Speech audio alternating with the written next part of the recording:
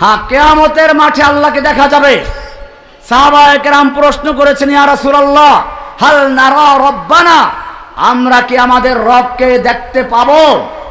আল্লাহর রাসূল পাল্টা প্রশ্ন করেছেন, তোমরা ঠিক দুপুরের সময় পরিষ্কার আকাশে সূর্য দেখতে কোনো সমস্যা পাও? পূর্ণিমার রাতে পরিষ্কার আকাশে চাঁদ দেখতে তোমাদের কোনো সমস্যা হয় কি? সাহাবায়ে কেরাম বললেন, না, তা তো হয় না। এবার আল্লাহর রাসূল সাল্লাল্লাহু আলাইহি ওয়াসাল্লাম বললেন, পূর্ণিমার রাতে পরিষ্কার আকাশে দুপুরের সময় পরিষ্কার করছো, বাইতুল্লাহ তাওয়াফ করছো, হাজরে আসওয়াদ চুমো দিচ্ছ, এক রাকাতে লক্ষ রাকাতের সওয়াব পাচ্ছ, নবীর জমিনে হাঁটাহাঁটি করছো, সব ঠিক আছে। কিন্তু ইয়া আবিদাল হারামাইন লাও আবসারতানা, তুমি যদি আমাদের ইবাদত দেখতে লালিমতা আন্নাকা বিল ইবাদাতি তালাবু, তাহলে বিশ্বাস করতে, বুঝতে পারতে তুমি যে ইবাদত করছো গুলো ইবাদত নয়, আমাদের ইবাদতের তুলনায় তুমি সবগুলো ছলনা করছো, খেলনা ছাড়া কিছুই না। কারণটা কি? মান কানা ইয়াখযিবু খাদ্দাহু বিদুমুইহি ফানুহুরুনা বিদিমাইনা তাতাখাদ্দাবু।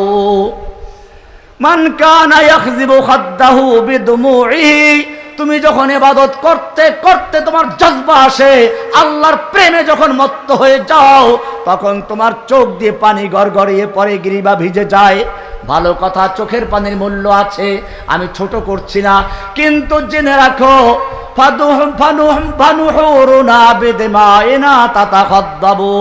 আর আমাদের যখন যুদ্ধের ময়দানে আল্লাহর ইবাদত করতে করতে, যুদ্ধ করতে করতে জজবা চলে আসে, দুশমনদের কাটতে কাটতে স্তূপ লাগিয়ে দেই, আমার নিজের আঘাত লেগে যায়, আমাদের মাথা কেটে যায়, মাথা ভেঙে যায়, চূর্ণ বিচূর্ণ হয়ে যায়, আমার চেহারার রক্ত, মাথার রক্ত দিয়ে আমাদের গিরিবাগুলো ভিজে যায়। রিহুল আবির লাকুম ওয়া নাহনু আবিরুনা রাহাজুস সানাবিকি ওয়াল গুবারুল আতিয়াবু।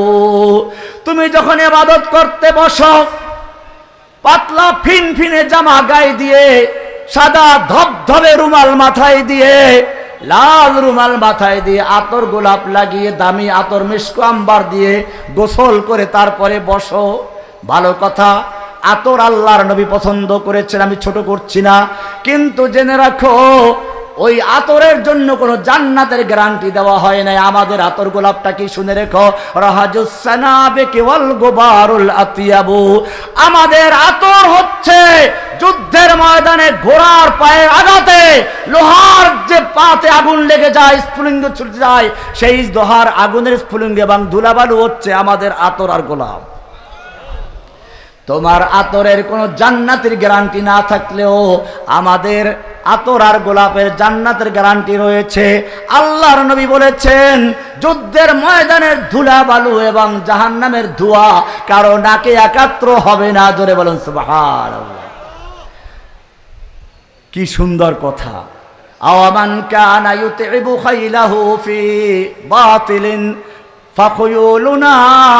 ফাখুয়ুলুনা ইয়াউমাল কারিহাতি তাতাআবু।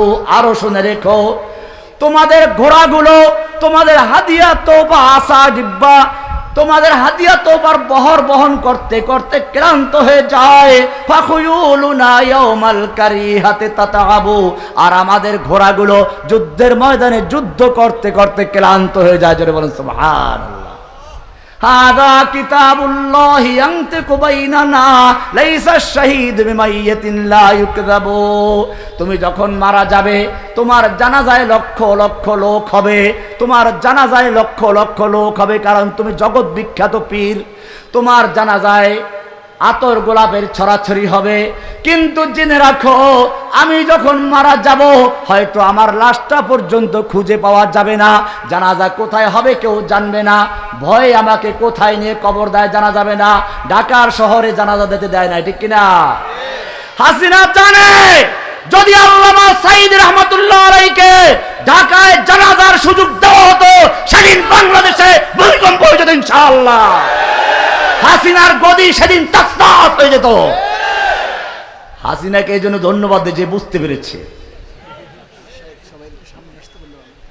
হাদা কিতাবুল্লাহি ইয়ানতিকু বাইনানা লাইসা আশ-শাহীদু বিমাইয়িতিন লা ইউকযাবু।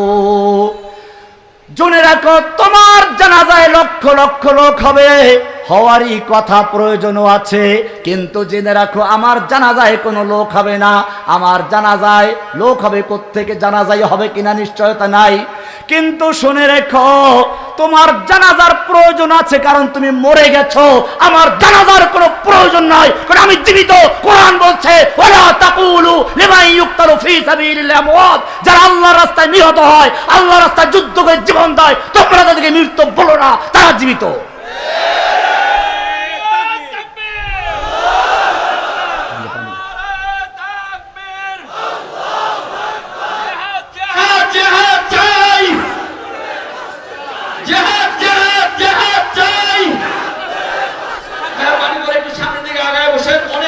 অসুবিধা হচ্ছে, মেহরবানি করে সবাই একটু সামনের দিকে চলে আসেন।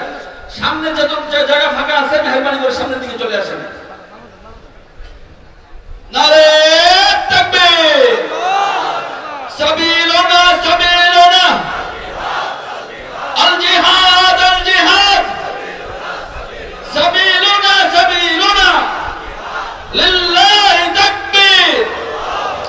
যেখানে জায়গা খালি আছে মেহরবানি করে আপনারা জায়গা দিয়ে দিন। পিছনে অনেক মুরব্বীরা, রাস্তা পুরো জায়গা একদম ভরপুর হয়ে গেছে, ওইখানে মানুষ দাঁড়ায় থাকতে পারতেছে না, মেহরবানি করে সামনের দিকে চলে আসুন। ভাইরা আমার, শুধু এ পর্যন্তই না, এরপর তিনি বললেন শুনে রেখো তুমি যখন মরে যাবে তোমার কাপড় চোপড় গুলো খুলে উলঙ্গ করে নতুন কাপড় দেওয়া হবে, কিন্তু কিয়ামতের মাঠে সেই কাপড় চোপড় নিয়ে উঠতে পারবে না, সব খুলে যাবে। কিন্তু আমার অবস্থা শুনে রাখো, আল্লাহর নবী বলেছেন শহীদদেরকে তোমরা ওই তাদের পরনের কাপড় চোপড় দিয়ে কবর দাও। কিয়ামতের মাঠে যখন সে উঠবে, এই রক্ত মাখা কাপড় চোপড় নিয়ে উঠবে, জখমগুলো তাজা হয়ে যাবে, ইয়াসুবু দামান, ফিনকি দিয়ে রক্তগুলো বের হতে থাকবে, লাউনুহু লাউনুদ্দাম ওয়া রিহুহু রিহুল মিসকে, রংটা হবে রক্তের রং, ঘ্রাণ হবে মিশক আম্বরে ঘ্রাণ। সুবহানাল্লাহ, কি মর্যাদা শহীদদের! রাজি আছে কিনা ইনশাআল্লাহ? আল্লাহর কাছে জীবন আমাদের সবকিছু বিক্রি করতে রাজি আছে কিনা? ভাইরা আমার, মনে রাখতে হবে আমাদের সময় এসেছে এখন। আমার এই বক্তব্যের অর্থ ভুল ব্যাখ্যা দেওয়ার কোনো কারণ নেই। আমি যুবকদেরকে উৎসাহিত করছি এজন্য, যদি বাধা আসে আল্লাহর দ্বীন কায়েম করতে গিয়ে তার মোকাবেলা করতে হবে, রাজি আছো কিনা? কিন্তু কোনো বিশৃঙ্খলা উশৃঙ্খলা খুচরা দল করার কোনো সুযোগ নেই। আজকে বড় আফসোস লাগে, 3 জন 4 জন মিলে এক একটা গ্রুপ করে পাহাড়ে হিজরত করে। আমি কঠিন ভাবে বলে দিচ্ছি, কঠোর হুঁশিয়ারি দিচ্ছি, এই খুচরা খুচরা দল করে কয়েকজন কিনে পাহাড়ে হিজরত করলা, আর কয়েকদিন পরে গ্রেপ্তার হয়, সব জেলে গেল, এর নাম হিজরত নয়।